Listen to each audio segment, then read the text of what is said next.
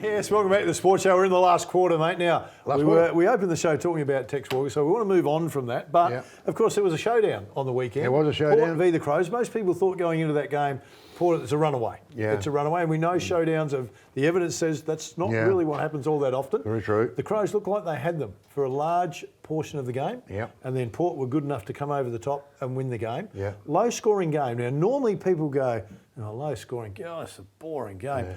I heard Malcolm Blight talking the other night, and he said he tests low-scoring games, but he really, really enjoyed the game. It was low-scoring because of the intensity of the game, the tackling, the way it was played. So did you see it that way? Yeah, I saw it that way a little bit, but I also saw, I thought Adelaide played... a defensive game? Yeah, a little bit of a defensive game. They didn't want to get overrun. They didn't want to get belted. Yep. That's how it looked to me early, but that's fine. But they were very good at doing that for the whole game virtually. Yep. They held their nerve.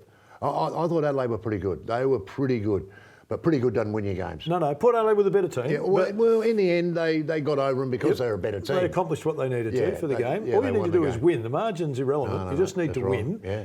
Have we seen a big improvement in the Crows this year? Could they do the same jump again next year?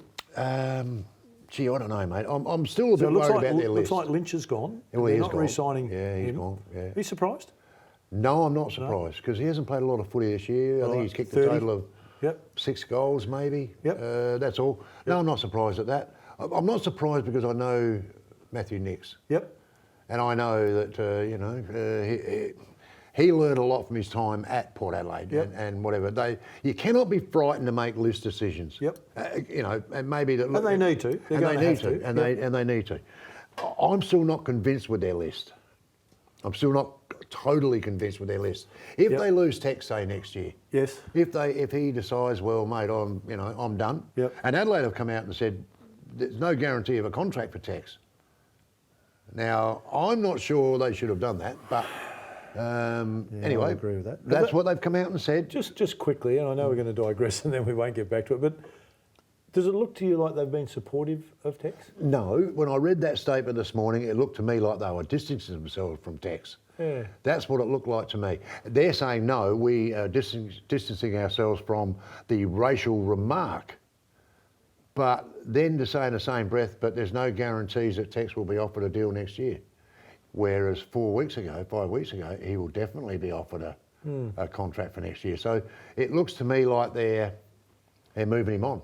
That's how it looks to me. It may not be that case, Phil, but it looks to me that like they're doing. Their list is still a bit of a work in progress. All right, now Port Adelaide, of course, we'll get to them in a minute playing Carlton. But I want to ask you, just on the back of what you saw on the weekend, feeling confident that they're the team that could win it this year? A few for Port players Adelaide? need the run. Yep. Rosie, Butters, Dersman and co. You could tell that Fantasia, another one. Robbie Gray, another one. That game gives them that. Okay. Yep. Get a couple of games in under the belt before the finals. Yep. Then they should go in cherry right.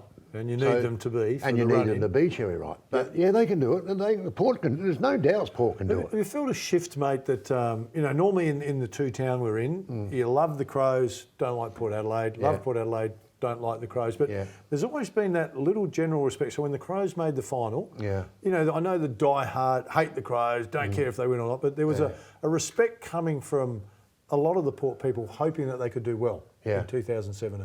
2017. I seem to get that feel that most people are saying the Crows have done well this year, but gee, Port are looking good. Like Port to win. It's almost a South Australian thing coming across. I know there'll be the Crows who say, it'll never happen. I will never say that. Yeah. But have you noticed a bit of a movement that way? No.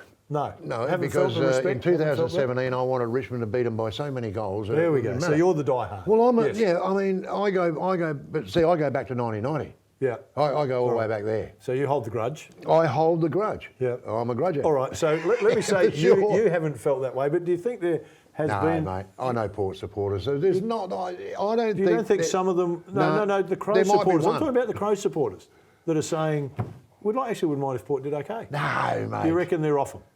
Oh, no way. I'm not sensing. I reckon there's a bit of...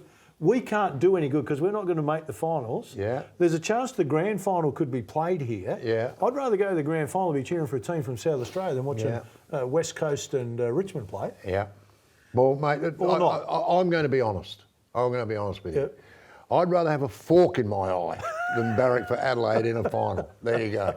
So I mean, that's only being honest, no mate. South Australian love for you. Well, that's just the way I am. And let me tell you, mate, 98 or 99% of Port Adelaide supporters feel exactly the same way I do. And don't tell me that there'll be Adelaide supporters out there who don't feel the same way. Oh no, there would be. But I'm saying some. I'm not saying all of them. You could fit them in here. You could. So is that? So let me ask you that though. Is that a disloyal thing? If you were to say, and I know you would never say, but if you were to say, I wouldn't mind if the Crows won it this year. If Port couldn't win it, if Port were in 10th spot and the Crows were sitting in 3rd, you go, you know, I wouldn't mind if the Crows won it this year. And have I said that? No. You wouldn't say it, but is that being disloyal to say that as a South Australian? Even if you're barrack for Port Adelaide, is it disloyal? Is that how the club would see it? I would end up as on the bottom of the Port River. Right. Okay. If I said that, they would come for me. Do you reckon it's the same way over at the Crows? Of course it is.